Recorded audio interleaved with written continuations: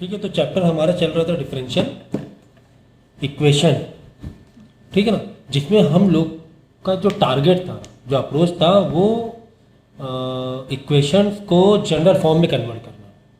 कोई इक्वेशन दी है जो ऑलरेडी डिफरेंशिएटेड फॉर्म में, जो पहले से ही कौन से फॉर्म में, डिफरेंशिएटेड फॉर्म में है, उसको वापस से इंटीग्रेट करके उसकी एक जनरल फॉर्म को बनाना, ठीक है ना।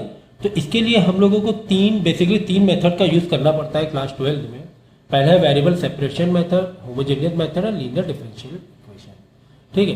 तो वेरिएबल सेपरेशन मेथड में क्या होता है कि जितने भी एक्स वाले टर्म हैं उसको वन साइड, और जितने भी वाई वाले टर्म हैं उसको अदर साइड भेज दो, यानी कि वेरिएबल को अलग अलग कर देंगे, उसके बाद दोनों साइड इंटीग्रेट कर देंगे, दोनों साइड इंटीग्रेट करेंगे और फ्री हो जाएंगे और एक जनरल फॉर्म बन जाएगी, ठीक है ना।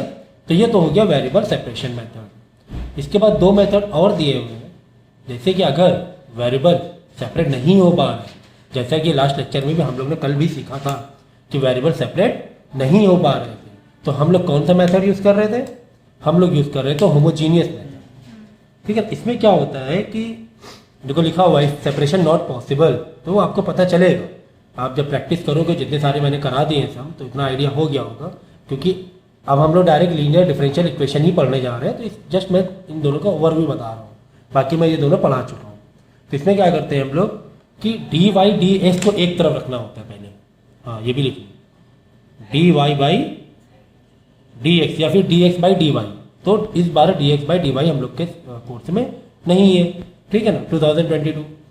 तो D Y by D X एक तरफ रख लो, बाकी सबको अदर साइड भेज दो, फिर लैम्डा चेक कर लो कि एक्स और वाई के जितने एक्स और वाई हैं उतने लैम्डा है, यानी कि लैम्डा की पावर 0 आ रही कि नहीं आ रही, कॉमन बाहर निकालने के बाद, ठीक है। तो ये मैं पढ़ा चुका हूँ।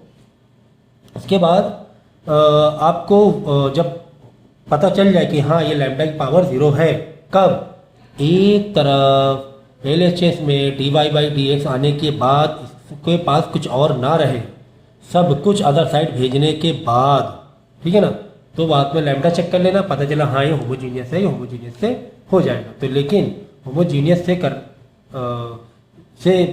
करने के लिए हमारे पास जो अदर साइड, जो तुम्हारी यहाँ इक्वेशन बनी है, वाई बाई एक्स का फॉर्म होना जरूरी है, ढूंढना पड़ेगा, नहीं है तो एक्स से डिवाइड करो या कुछ करो, बट वाई बाई एक्स होना जरूरी है कहीं ना कहीं, ठीक है ना।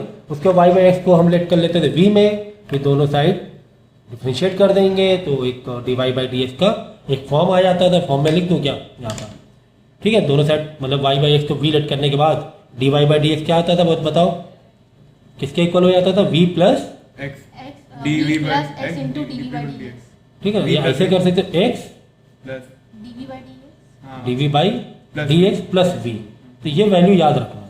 तो वापस जब इस इक्वेशन में आओगे तो इसकी जगह RHS में ये पूरी वैल्यू रख देंगे, और अदर साइड जहाँ पर वाई बाई एक्स है वहाँ पर वी लिख कर देंगे। खैर ये तो हो चुका है, बट मैं जस्ट ओवरव्यू बता रहा था आपको। अब पता चला कि वो जो इक्वेशन है, ना ही तो वेरिएबल उसके आसानी से सेपरेट हो पा रहे हैं, ना ही वो होमोजीनियस है। तो हम लोग करेंगे एक और मेथड हम लोग को दिया हुआ है, लीनियर डिफरेंशियल इक्वेशन। तो इस मेथड के बारे में हम लोग ठीक से समझेंगे, ठीक है। तो इसमें देखो दो पैटर्न है हमारे पास, वही है D Y by D x and d x by d y, जिसमें d x by d y नहीं आ रहा है। अब पैटर्न देखो कैसे यूज करना है इसमें, इसका जो पैटर्न है वो कुछ इस तरीके से है, D Y by D x plus P dot Y is equal to Q, ठीक है।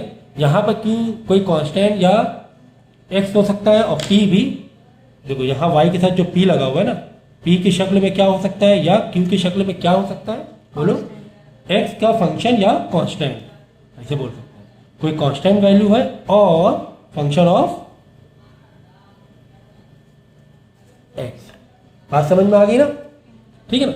तो इस फॉर्म में अगर नहीं है तो ये फॉर्म में हमें लाना पड़ेगा, कब, जब ये दोनों मेथड से नहीं हो रहा है तो, ठीक है, मतलब लैम्डा 0 नहीं आ पा रहा है। वेरिएबल सेपरेशन तो आप मेंटल मैथ से कर लोगे कि यार वाई और एक्स अलग अलग हो ही नहीं पा रहा है। होमोजीनियस में लैम्डा चेक करना पड़ेगा, अगर होमोजीनियस नहीं हो पा रहा है तो फिर आपको ये फॉर्म लगाना पड़ेगा। तो पी में कुछ भी हो सकता है, 2x डॉट वाई हो सकता है, तो 2x पी का ये ले लेगा, शक्ल ले लेगा, है ना। 3 बाई एक्स हो जाए, 3 बाई एक्स वाई, है ना, 3y बाई एक्स, तो 3 बाई एक्स पी हो जाएगा तुम्हारा। तो इसके लगाने के बाद एक और इसका फॉर्मूला है पी, इंटीग्रेटेड फैक्टर निकालना पड़ता है, इंटीग्रेटिंग फैक्टर। देखो एक तो ये स्टेप हो गया, ये फॉर्म तो मैं ढूंढनी पड़ेगी, नहीं तो बनानी पड़ेगी। फिर चलो ये तो मैं अलग हटा देता हूँ। इसके बाद सेकेंड स्टेप हम करेंगे फाइंड इंटीग्रेटिंग फैक्टर।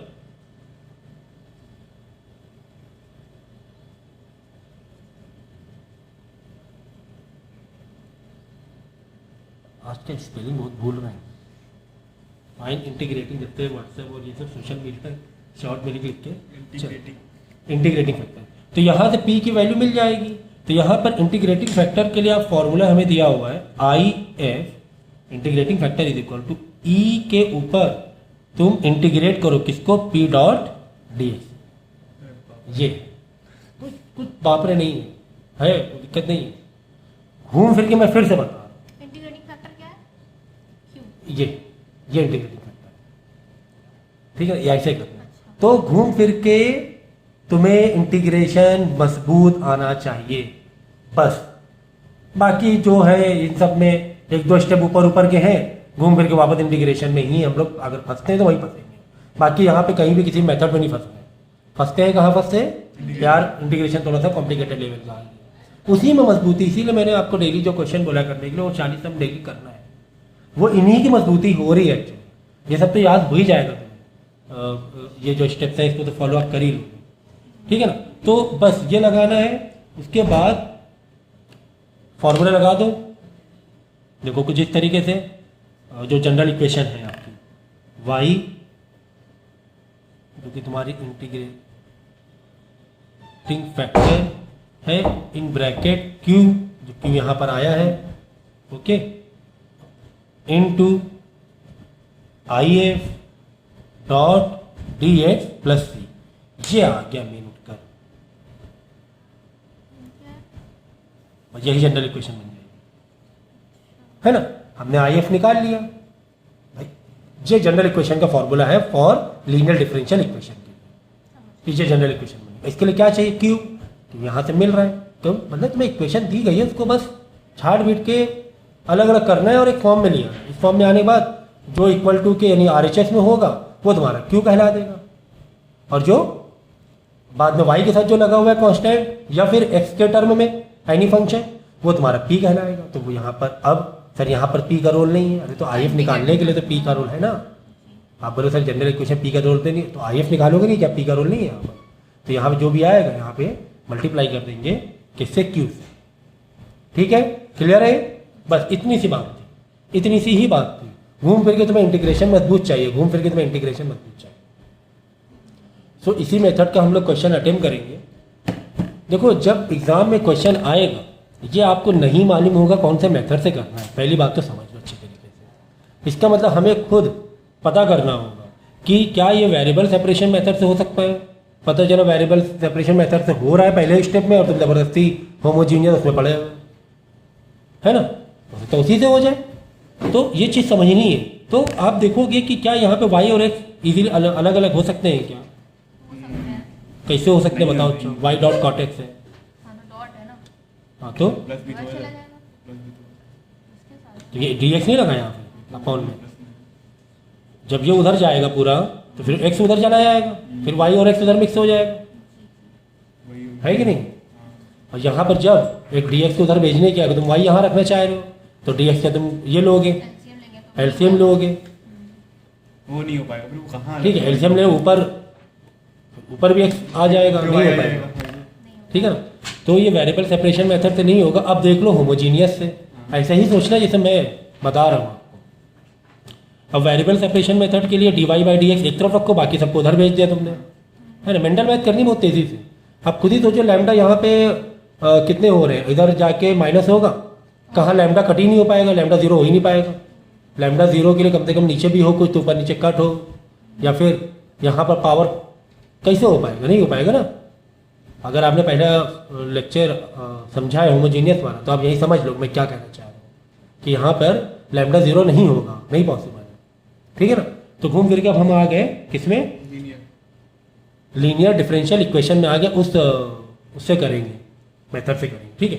अच्छा यहाँ पर देखो आप, अगर जैसे कि मैंने यहाँ पे बताया था फॉर्मूले में कि कुछ इस तरह रहेगा, dy by D x plus P Y के साथ कुछ रहेगा और अदर साइड आपका क्यू होगा, ठीक है ना, ठीक है ना, और साइड में कुछ वैल्यूज दी गई हैं, उठाई लिया आप। ठीक है। तो हम लोग इसे अब डिफरेंशियल इक्वेशन, तो ठीक है यहाँ फॉर्मूला मैं लिख लूँ फिर से, देखो क्या था स्टेप, पहला स्टेप बोलो इसका क्या था, हमें कौन से फॉर्म में चाहिए, D Y by D x plus P dot Y is equal to Q, यही है ना, ओके। तो यहाँ पे देख लो क्यू तो बहुत कुछ दिख रहा है यहाँ पर, और वाई के साथ कुछ लगा हुआ है, दैट इज कॉट एक्स। तो पी तो तुम्हारा हो गया क्या, कॉट एक्स, ठीक है ना, पी क्या हो गया, कॉट एक्स हो गया, ओके। बाकी क्यू क्या हो गया बोलो, 2x plus X square dot cot X, ठीक है। तो बहुत इजी और सिंपल तरीके से हम लोग इसे कर लेंगे, क्योंकि पहले से फॉर्म है ना काफ़ी हद तक के मेकअप थी, ठीक है ना, फॉर्म मेकअप है कि नहीं, और एक्स और वाई की वैल्यू दी, मतलब कि आपको पर्टिकुलर सॉल्यूशन तक के इसमें जाना है, अभी एक्स और वाई की वैल्यू दी गई है। चलो इंटीग्रेटिंग फैक्टर निकाल लेंगे, कैसे निकालेंगे, ई के ऊपर पी का इंटीग्रेशन, इट मीन्स ई के ऊपर हम इंटीग्रेट करेंगे किसको, cot X dot D X, बोलो जरा क्या आएगा, माइनस कॉस स्क्वायर एक्स।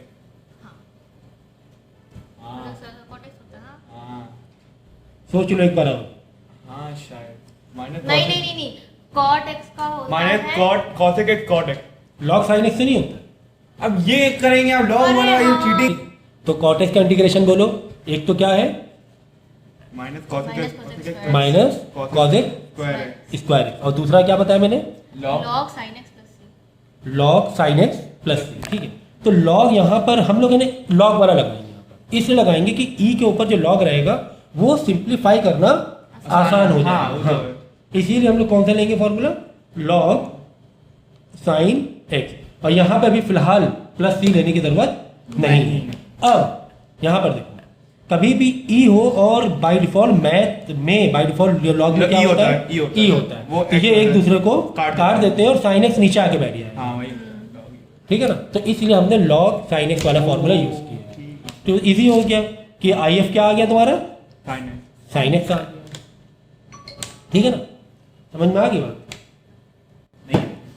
ठीक है। तो ये इंटीग्रेटिंग फैक्टर आ गया। अब बोलो फॉर्मूला में क्या लगाना है, जल्दी बोलो फटाफट, भूल गए। हमें लगाना है फॉर्मूला, मैं यहाँ पे लगा रहा हूँ, Y integrating factor, Y is equal to, नहीं इंटीग्रेटिंग फैक्टर नहीं, हाँ ठीक है, अच्छा अब इसके आगे भूल गए, चलो बस क्या, क्यू इनटू इंटीग्रेटिंग फैक्टर, अरे integrating factor dot dx dot D x और प्लस सी, ठीक है।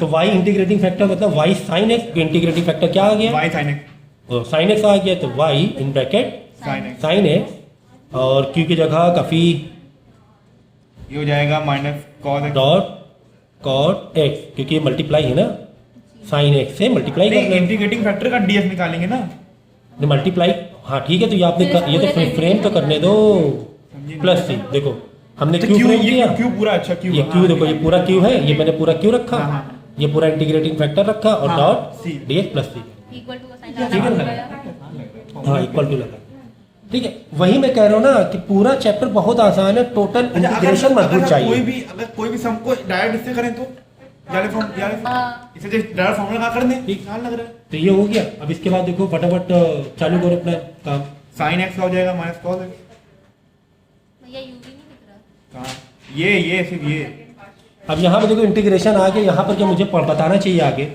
बोलो जरा, मुझे लगता है मुझे बताना चाहिए, पहले क्या करो थोड़ा सिंप्लीफाई कर लिया जाए, हाँ ये भी ये quadratic, 2x plus X square dot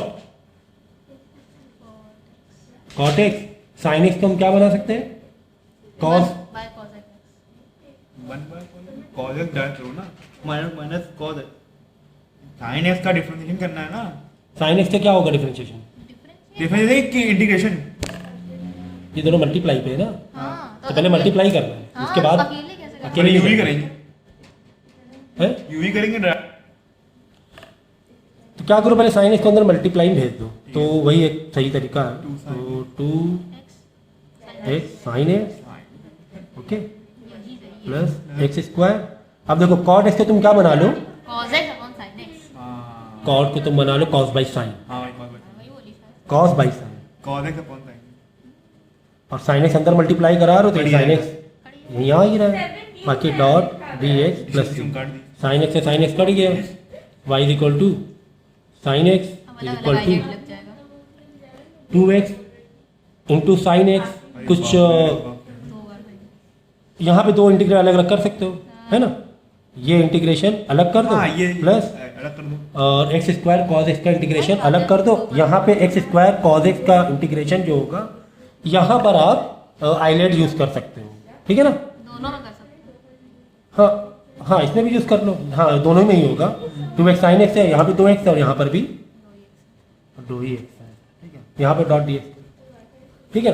दोनों में आइलेट यूज कर लेना। आइलेट करने के तरीके मैं बता चुका हूँ, इसके आगे जबरदस्ती चैप्टर रिलेट होगा, ये सब पता ही है सॉल्व आपको। कर दो। अब इसे क्या सॉल्व करना, अब आइलेट लगा दो ना, इसका अलग इंटीग्रेशन कर दो आइलेट लगा के, इसका अलग कर दो। आइलेट- या आइलेट में दिक्कत है तो बता दो, नहीं आइलेट में नॉर्मल आइलेट वाली कहानी फिर अलग हो जाती है। बस एक तरीके से होता है, तो नॉर्मल इंटीग्रेशन ही है ना। नॉर्मली होता है, बस मेथड बता दे रहे हैं, चलो पहले इन्वर्स देखा जाएगा ठीक है। अब इसका पहले आइलेट देख लो क्या लगेगा, आइलेट, ठीक है ना। तो पहले हो रहा है अलजेब्रा, अलजेब्रा अलजेब्रा और ये वाला क्या है, सही। Trigonometry trigonometry. ऑर्डर में। तो ये ऑर्डर में है, देखो अलजेब्रा और ये ट्रिग्नोमेट्री। जब ऑर्डर में है मतलब ये वाला हो गया फर्स्ट, और ये उसके ऊपर सेकंड देना जरूरी है, ठीक है। अब इसका फॉर्मूला लिख लो, क्या, इंटीग्रेट करो अभी नहीं करना है। फर्स्ट अच्छा सेकंड को। मैं एक तरीका बता रहा हूँ इसका, कैसे करोगे इंटीग्रेट, यू ऐसे ही लिख दो। मतलब ये अच्छा, तो मैं first वाला ये जो ऐसे है लिख वो ये दिया। लिखा मैंने, अब इसको कैसे करना है वो देख लो। फर्स्ट वाला ऐसे ही लिख दो। फर्स्ट को वैसे ही लिख दिया, दूसरे को इंटीग्रेट कर दिया, फिर माइनस बड़ा वाला इंटीग्रेशन लगाए, क्योंकि अंदर है ना इंटीग्रेट और डिफरेंशिएशन अलग अलग है। पहले वाले को डिफरेंशिएट करेंगे और दूसरे वाले को इंटीग्रेट करेंगे।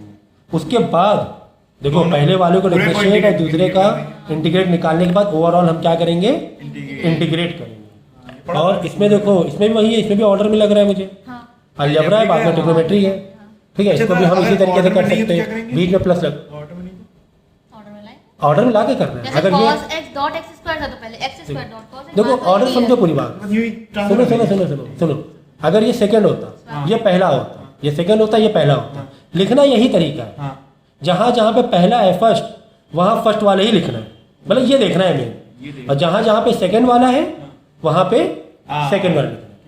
बस तुम चाहो तो ऐसे कर सकते हो, पलट दो चाहो तो, अगर वैसे कंफ्यूजन है। बट ऊपर वन ऊपर सेकंड डाल, जैसे यहाँ फर्स्ट है ऊपर फर्स्ट डाल लेंगे, इधर वाले में सेकंड डाल लेंगे, ये फिक्स है तुम्हारा। वन की जगह वन रखना है, सेकंड की जगह सेकंड। अब इंटीग्रेशन सिखाना फिर मतलब जबरदस्ती, फिर एक जो हम लोग मेन जो फोकस है इस कॉन्सेप्ट को समझना, वो यही फोकस था, ठीक है।